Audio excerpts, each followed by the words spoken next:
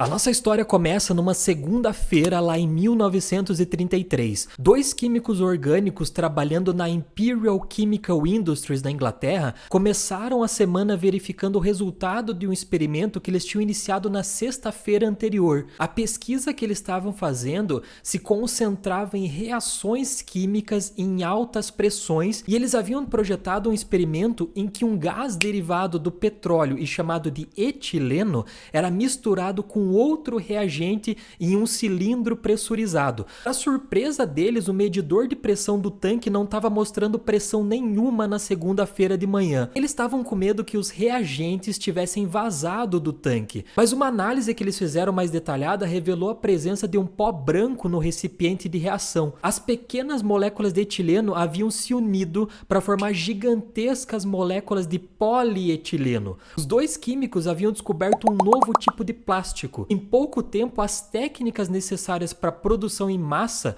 foram desenvolvidas e a única coisa que restava era encontrar uma utilidade para o novo material. E aí, nesse ponto, a British Telegraph Construction and Maintenance descobriu polietileno e decidiu usar ele como isolante para cabos submarinos. Em 1938, um cabo telefônico foi instalado com sucesso entre o continente britânico e a ilha de White. Ou seja, aqueles cientistas haviam descoberto polietileno. E aí a Segunda Guerra começou. Os países aliados estavam secretamente trabalhando no radar, mas eles tinham falhado nas tentativas de instalar esses radares nos aviões. O dispositivo ele requeria isolamento especializado, mas os materiais que eram disponíveis na época eram todos muito pesados para uso no avião e no ar. O polietileno era leve e se encaixava perfeitamente. Logo, a Royal Air Force estava realizando missões com a ajuda do radar. Os pilotos britânicos afundaram mais de 100 submarinos alemães em poucas semanas. O Hitler atribuiu o revés temporário a esse único dispositivo técnico, o radar. E os alemães trabalharam freneticamente para desenvolver o seu próprio equipamento de radar aéreo. Mas eles não conseguiram fazer ele com sucesso sem a tecnologia do polietileno. E aí o rumo da batalha havia mudado. Após isso, as utilizações do polietileno na guerra se multiplicaram. E aí um cara chamado Earl Tupper ficou sabendo sobre o polietileno enquanto estava trabalhando como engenheiro numa empresa chamada DuPont Company. Ele teve a ideia de ajudar as pessoas a guardarem os restos de comida em potes.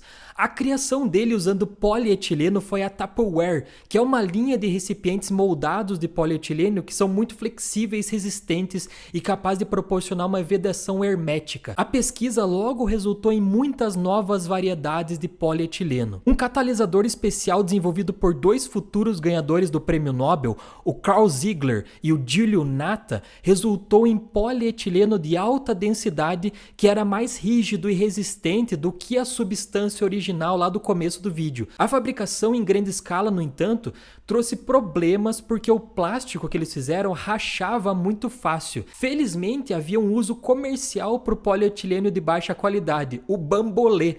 O bambolê fez sucesso na América e no Brasil. O rock and roll estava transformando o país e todo mundo queria girar os quadris tipo Elvis Presley. O bambolê era o dispositivo perfeito para ensinar isso. Em 58, 20 mil bambolês estavam saindo das linhas de montagem todos os dias. Mas para alguns isso era apenas muita agitação. Muitos fundamentalistas se opuseram ao bambolê devido à insinuação sexual deles. A Indonésia chegou ao ponto de proibir esse equipamento, temendo que o movimento pudesse estimular paixões inadequadas. Eventualmente, os problemas com a fabricação em grande escala desse material foram sendo resolvidos e agora nós temos uma variedade de polietilenos para diversos fins. Saco de lixo, sacola de compra, filme plástico, todos esses podem ser feitos de polietileno. Até mesmo os criadores de porcos se beneficiaram dos avanços na tecnologia do polietileno. Quando os porcos são criados em confinamento próximo em chiqueiros, eles tendem a incomodar uns aos outros. Eles ficam mordendo as caudas dos companheiros do lado. Isso pode levar a infecções. Então os criadores de porcos frequentemente colocam pneus de borracha